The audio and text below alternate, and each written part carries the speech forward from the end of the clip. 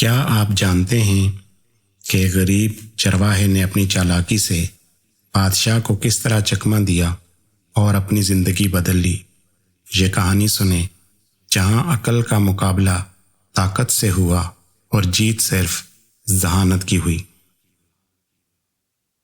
کہتے ہیں کہ عقل مند کے لیے زندگی کے دروازے ہمیشہ کھلے رہتے ہیں، چاہے وہ کتنی ہی مشکلوں میں کیوں نہ ہو۔ ایک مرتبہ کسی بادشاہ نے اپنے ملک میں یہ اعلان کروایا کہ جو آدمی بھی مجھے کوئی ایسی بات بتائے گا جو میں نے کبھی نہ سنی ہو تو میں اس کو سونے کا مرغ بطور انعام دوں گا۔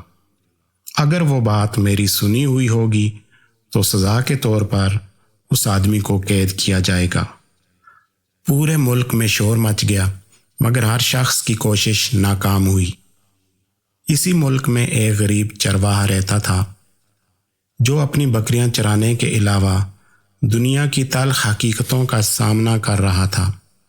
اس نے سوچا کیوں نہ اپنی قسمت آزمائے، اگر کامیاب ہوا تو زندگی سنور جائے گی ورنہ قید سے زندگی کی مشکلات کا خاتمہ ہو جائے گا۔ چرواہا بادشاہ کے دربار میں پہنچا اور کہا، بادشاہ سلامت، میں آپ کو ایک ایسی بات سنانے آیا ہوں جو آپ نے کبھی نہیں سنی ہوگی۔ بادشاہ نے ہنس کر کہا، میاں تم سے پہلے بڑے عقل مند قید ہو چکے ہیں، اپنی بات کہو۔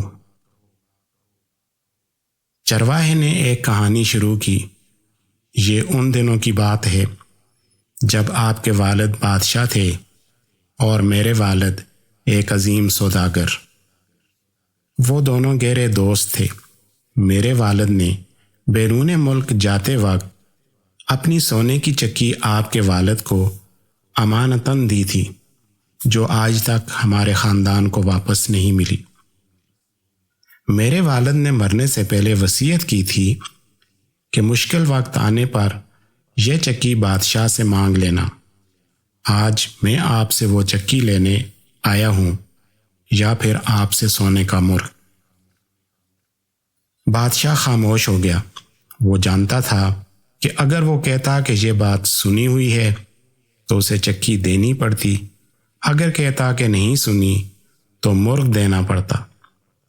آخر کار بادشاہ نے چرواہے کی عقل مندی پر خوش ہو کر اسے سونے کا مرغ دے دیا۔